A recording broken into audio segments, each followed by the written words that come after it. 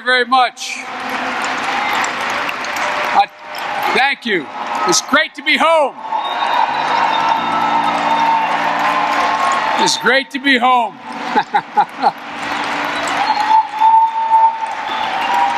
Thank you. Thank you very much. I love you. What President Brooks didn't say, he said I ran as a 29-year-old kid for the United States Senate. I did, but I got elected. I got elected because of the NAACP and what I was working with. That's not an exaggeration. That's not an exaggeration. Ladies and gentlemen, Mr. President, congratulations, by the way, and thank you for taking on what is such an important job and having me here today, and Chairwoman Rosalind Brock and Board of Directors and former President Miller. It was great working with you, and thanks for coming into the White House and having lunch with me. I hope you'll continue to do that. It gets lonesome in there sometimes. And I want to thank Leon and Hillary Shelton. Hillary and I have been working together for so long, neither one of us want to admit how many years. As a matter of fact, when they said I was a senator for 36 years, I could feel myself getting older standing back there. But I agree with that great pitcher, Satchel Paige. Satchel Paige, when he got taken up to the majors, you know, after Jackie Robinson broke the color barrier, he was 45 years old and still pitching. And they tell a story about they went into the locker room, the sportscasters, when he was on his 47th birthday. And they said, Satch, how's it feel to be 47 and be in the bigs? He said, that's not how I look at it, fellas. He said, the way I look at it is, how old would you be if you didn't know how old you were? Folks, I'm 42 years old, and I'm ready to go. So, folks, look, ladies and gentlemen, they didn't check my convention credentials at the door, but let me present them now. I'm a lifetime member of the Delaware NAACP. And I'm a lifelong friend. Was in his wedding. We hung out on the East Side together with Richard Mousy Smith. Mouse, where are you? Good to see you, man. Now, Mouse promised me this time he wasn't going to tell you too much about what we did as kids. I was the only Caucasian boy in the East Side of Wilmington, Delaware for a long time. And Mouse and I, anyway, good to see you, Mouse. Good to see you, buddy. Thank you, pal. Now, yeah, Bo. He took care of me, and my son, I'm very proud to say, gets overwhelming support in the community. He's the Attorney General of the state of Delaware. Thanks for taking care of Bo.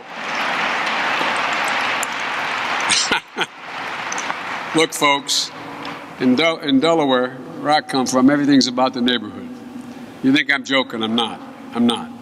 And I have so many friends in the Delaware delegation, and so many people who've made such a difference in my life.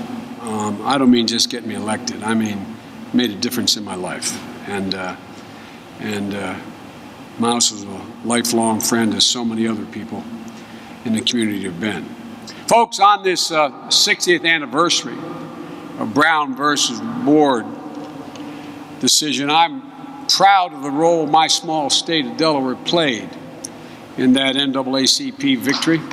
And I want to tell you just a little about it. As we used to say in the Senate, a point of personal privilege. One of my heroes, who was still practicing as I began to practice and took me under his wing, was the first African-American lawyer admitted to the bar in the state of Delaware, Lewis L. Redding. And he was the one who successfully argued the desegregation case that related to my hometown, a little town called Claymont, Delaware. And it was about desegregating Claymont High School. And you know, Belton versus Gebhardt. It was 3 states were engaged in that case. But it was a Delaware judge, Chancellor Colin Seitz, who declared in that case, quote, I believe separate but equal doctrine in education should be rejected. But I also believe that this rejection must come from the High Court. It was a critical statement that paved the way for Thurgood Marshall and Jack Greenberg and Louis L. Redding to win a unanimous decision in the Brown case, bringing us one step closer to the founding creed that, quote, "We hold these truths to be self-evident, that all men are created equal, that they're endowed by their Creator with certain unalienable rights, that among them are life, liberty, and the pursuit of happiness." But for too long, there were two Philadelphias. The Philadelphia where that document was signed and ratified in Pennsylvania, where our founding fathers wrote those words, and Philadelphia, Mississippi, where those words were tested. Because 50 years ago, on June 21st, 1964, three civil rights workers, James Earl Chaney, Andrew Goodman, and Michael Schwerner, were murdered in that small town of Philadelphia, Mississippi. And the nation responded. They responded with outrage. It was an outrage fueled by television images of fire hoses and barking dogs set loose on well-dressed women and school children in Birmingham as the NAACP picketed in over 100 cities to spread the word. And the nation responded with determination. It was a determination inspired by the quiet resolve of housemaids walking miles to work instead of taking the bus in Montgomery, in solidarity with the NAACP secretary and then youth organizer named Rosa Parks. The nation responded, and the nation responded, and they responded with hope.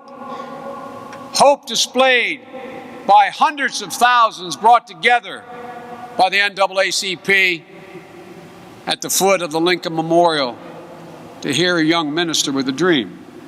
And the nation responded to that with faith. Faith that our system of government could finally enforce the truths that the signers of the Declaration held as self-evident. The result, the Civil Rights Act of 1964, signed by President Johnson 2 weeks after the murders in Philadelphia, Mississippi, restored the promise that was made 2 centuries before in Philadelphia, Pennsylvania. It made real the possibility for the first time of equal access to employment and housing as well. It outlawed discrimination in public facilities so that so many of my friends on the east side of Wilmington, Delaware at Price is Run, as Mouse will tell you, did not have to carry cans of gas and pack their dinners for the ride south to see their grandmoms because they were no longer faced with signs saying whites only. It gave the Attorney General of the United States of America the power to enforce desegregation orders for the first time, giving hope to 98% of the black students in the South who 10 years after Brown versus the board still attended schools without a single white classmate. It laid the groundwork for other milestones and freedom that followed.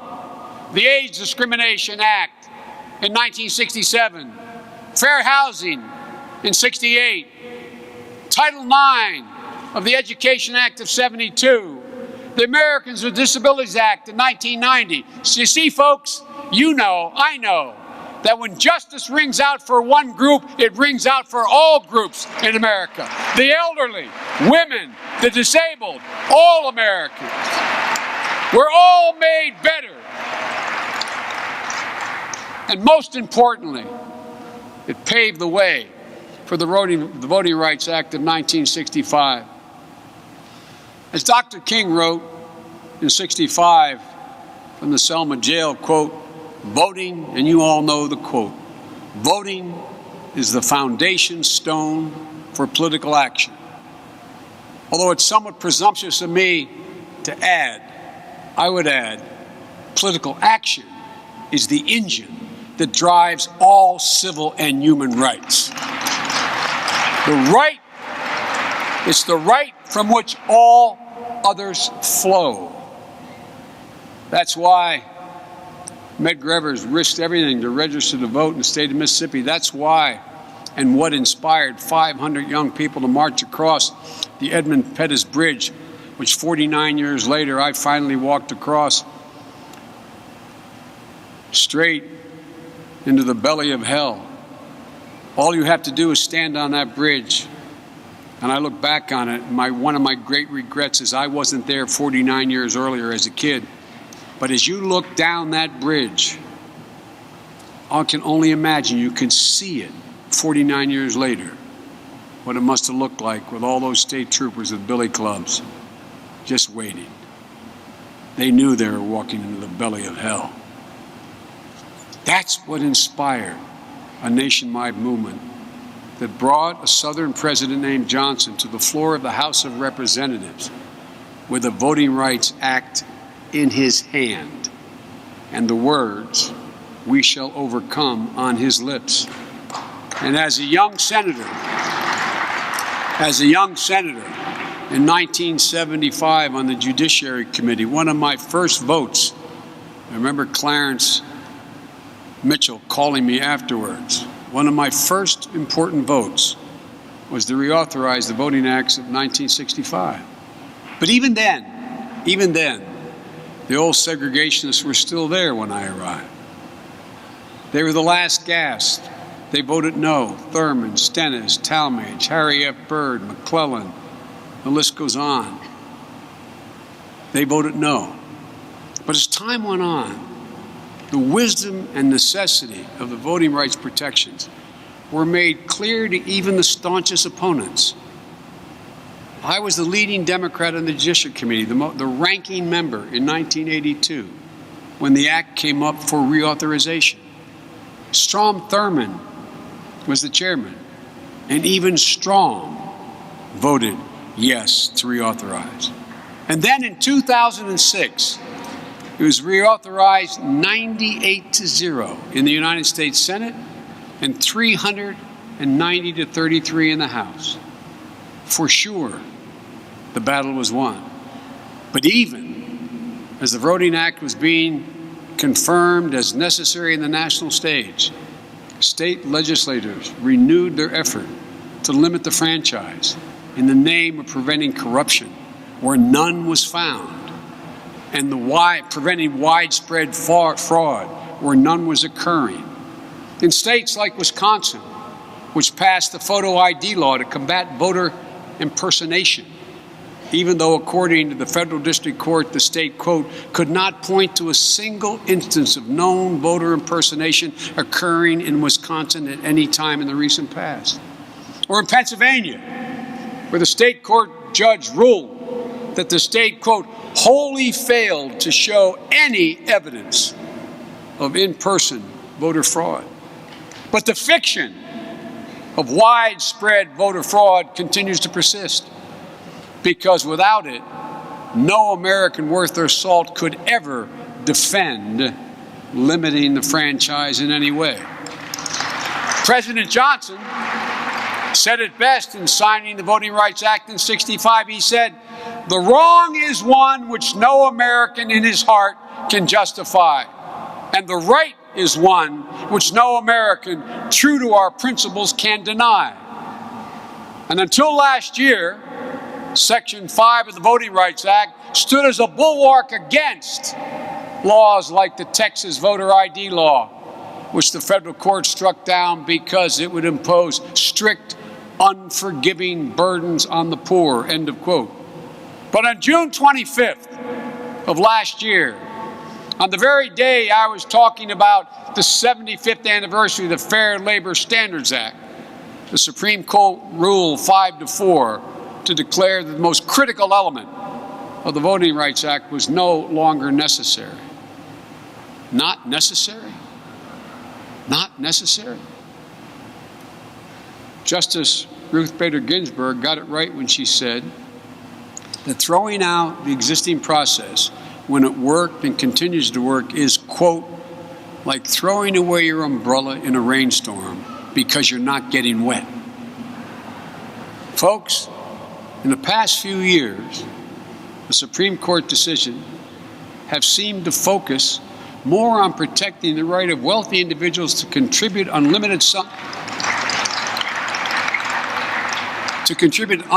sums of money in the name of free speech, rather than on protecting the right of an elderly veteran to exercise his ultimate right to speak through the ballot box.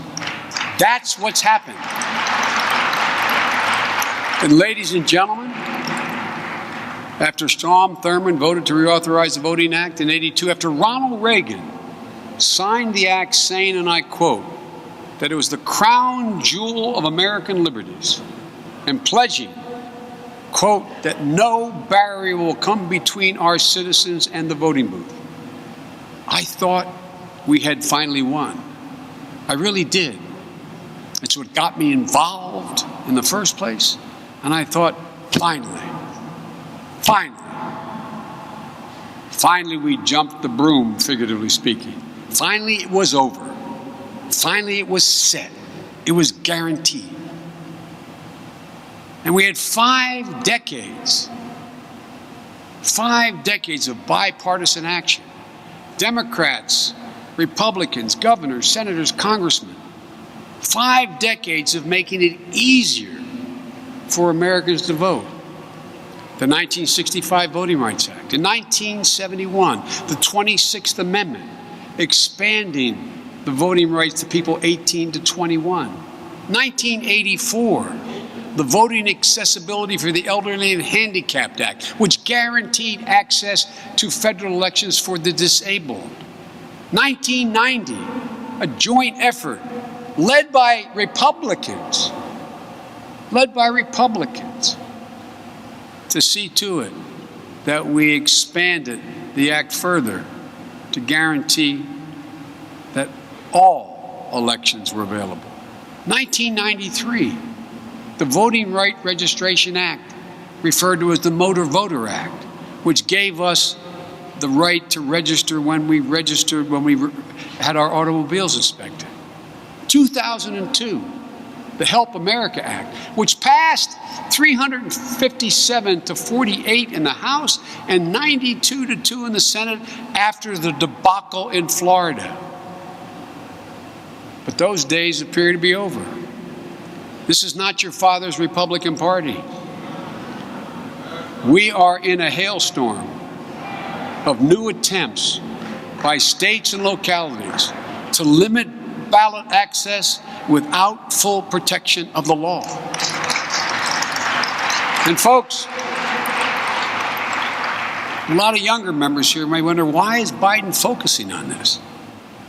This year alone, there have been 83 initiatives introduced in 29 states to limit access to the ballot box. Laws modeled after one in North Carolina, which imposed a new photo ID requirement, shortened early voting, and eliminated same-day registration for early voting.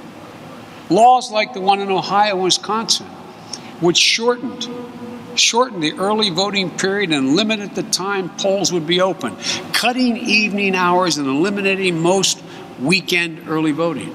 These were laws passed by Democrats and Republicans. That means you can't vote after church. That means women who take 2 buses to get to work in Cleveland has to take off time from work or choose between caring for her children and voting for her future. Grandmothers in Alabama who came up under Jim Crow, many of whom don't have a car or a license, are being stripped of their vote unless they can make a 10-mile journey to a state ID office, many of which are only open twice a week. Athens, Georgia, is considering eliminating half of its polling places, replacing them with 2 early voting centers inside police stations. Baker County, Georgia, which is predominantly African American and high poverty, is considering eliminating 4 of its 5 polling places, requiring voters to travel 25 miles to vote on Election Day. 7 out of 10 states with the highest African-American turnout in 2008 have since passed laws to restrict the vote. 9 out of the 12 states with the highest Hispanic populations in America have passed laws to restrict the vote. 13 states have introduced bills to make it harder to register to vote. The very issue that sparked Bloody Sunday in Selma 49 years ago. We've crossed that bridge. We can't go back. We cannot go back.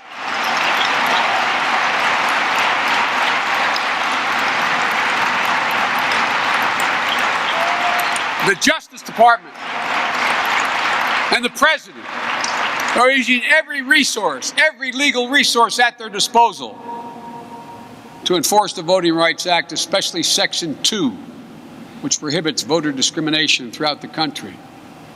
But we'll not rest in this fight, and I know you won't.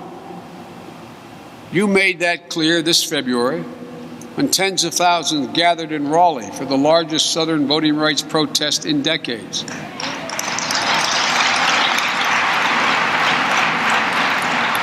Your Moral Mondays have brought people of every race, background, and religion together, Democrats, Republicans, Independents, one America.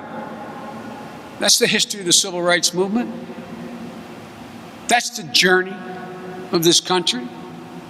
When we act as one America, when we view ourselves as one America, we instinctively embrace the nature of our better angels, and we move forward, always expanding, never contracting human rights, always expanding, never contracting opportunity, always expanding instead of contracting liberty and justice.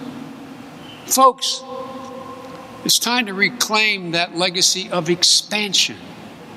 It's time to turn back this restrictive tide that's smothering our discourse as a nation. It's time to remind all Americans of why these moves to limit the right to vote are nothing more than pure politics masquerading under the banner of fighting corruption where there is none.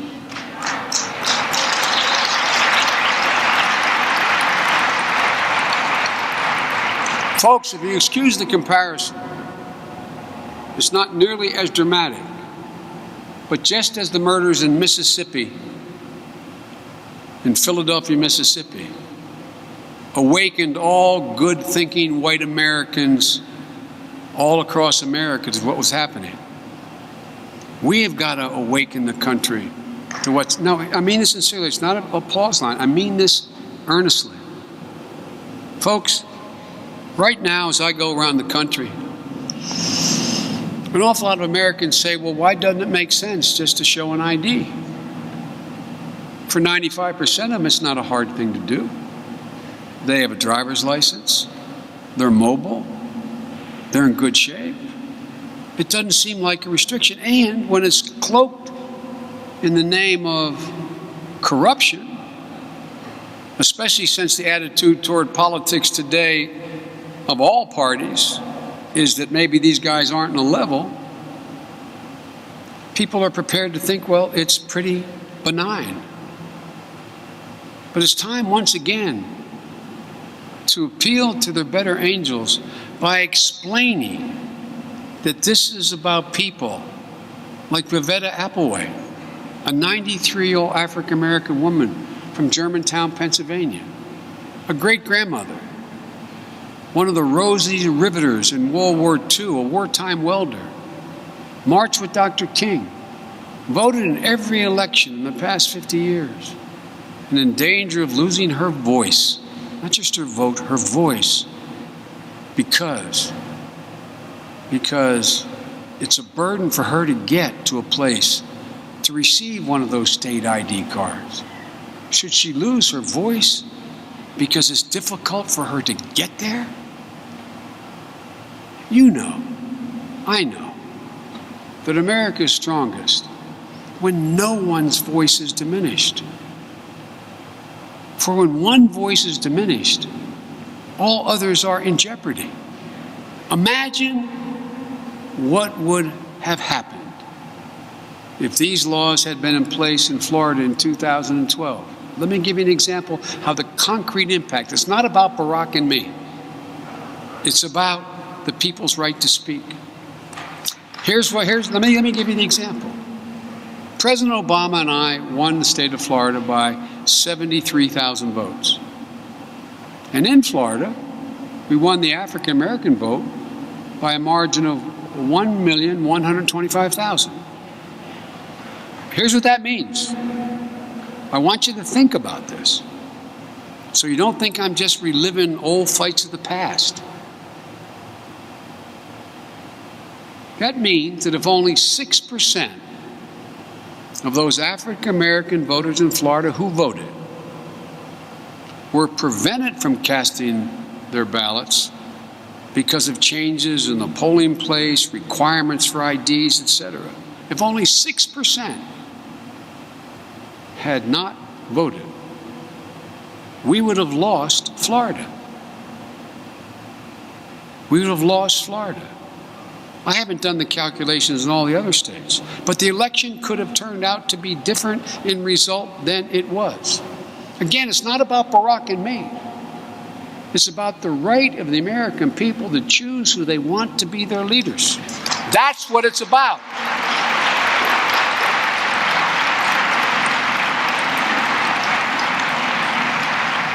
So I'm counting on you, the NAACP, to continue to be the voice of moral clarity on the most fundamental right any American citizen can possess, the right to vote, because the right to vote creates all the rules. It's the basis upon which everything else happens.